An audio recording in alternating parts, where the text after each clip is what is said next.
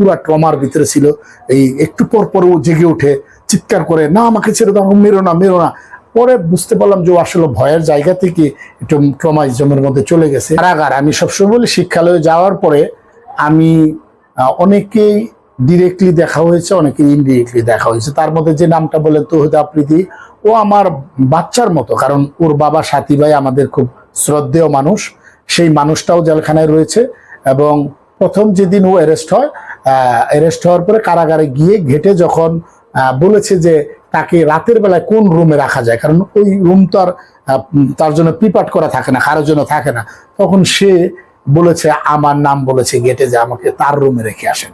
আমি হঠাৎ করে মাগরিবের নামাজ শেষ করতে যাই, আমি যায় নামাজে বসা, তখন সুবেদার দিশারত ভাই, উনি দায়িত্বপ্রাপ্ত সুবেদার ছিলেন, এবং ওনার সাথে আরো লোকজন গিয়ে আমার গেটের সামনে, তখন আমরা লকআপে থাকি। আমি তো ওকে দেখি অবাক হয়ে গেছি। আফ্রিদি অ্যারেস্ট হয়েছে, আগের দিন পত্রিকায় আমরা দেখেছি অলরেডি চলে আসছে। তখন আমার ওই সুবেদার সাহেব বললেন যে, সিদ্দিক ভাই কার রুমে রাখবো, কার ওর নিরাপত্তার জায়গা, বা আপনার গোষ্ঠী সম্প্রদায় আপনাদের পরিবারের সদস্য। তখন আমি ওকে ভিতরে যাওয়ার পর জড়াই ধরলাম যে ও আমার রুমে ঘুমাবে। অন্য রুম থেকে বিছানায় এনে আমি ওর জন্য বিছানা করে দিয়ে সারা রাত আমি সেদিন অনেক কান্না করেছি তার জন্য, যে একটা শিশু সুলভ একটা ছেলে, সে আমাদের দেশের ডেফিনেটলি একজন গুণী মানুষের পর্যায়ে না পড়লেও সে বাংলাদেশের জনপ্রিয় একজন মানুষ। সেই মানুষটাকেও ভিতরে নিয়ে যাওয়া হয়েছে। তারপরে সারা রাত আমি ওর জন্য ঘুমাইতে পারিনি, কারণ ও পুরা ট্রমার ভিতরে ছিল।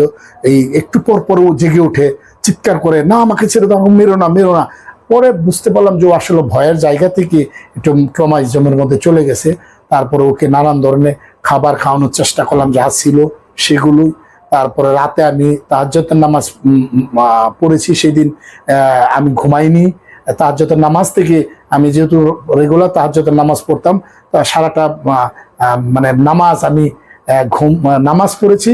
একটু পর পর ওর জন্য দোয়া করে এবং ওকে ওর গায়েও ফু দিতেছি, কারণ সারাটা রাত ছেলেটা ঘুমাইতে পারেনি।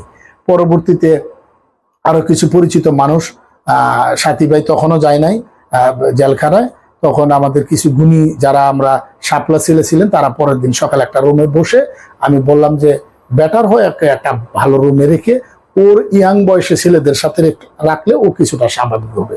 ওকে আমরা অনেক কষ্ট করে সত্যিকার অর্থে ভিতরে ওকে আমরা স্বাভাবিক পর্যায়ে নিয়ে আসছি। পরবর্তীতে ওকে বোঝানোর হয়েছে যে একটি সিদ্দিকুর রহমানও কিন্তু আগে মব হয়ে তারপরে ভিতরে এসেছে, অতএব তুমি আসছো, কোনো চিন্তা নেই। তারপর থেকেও আমি 4 তলা ছিলাম, ও 3য় তলায় ছিল। শিল্পীদের ভিতরে ওকে পেয়েছি, শিল্পীদের ভিতরে আমাদের তাপস সাহেবকে পেয়েছি, তাপস ভাই আমার বন্ধু, যে গান বাংলা টেলিভিশনে, তাকে পেয়েছি। শিল্পীদের ভিতরে আরো কিছু গুণী মানুষকে পেয়েছি, কি ওখানে গিয়ে আমার সাথে দেখা হয়েছে, আসাদুজ্জামান নূর সাহেবের সাথে আমার দেখা হয়েছে, আর যারা ছিল তাদের সাথে মোটামুটি আমার দেখা হয়েছে বিভিন্ন জায়গায়।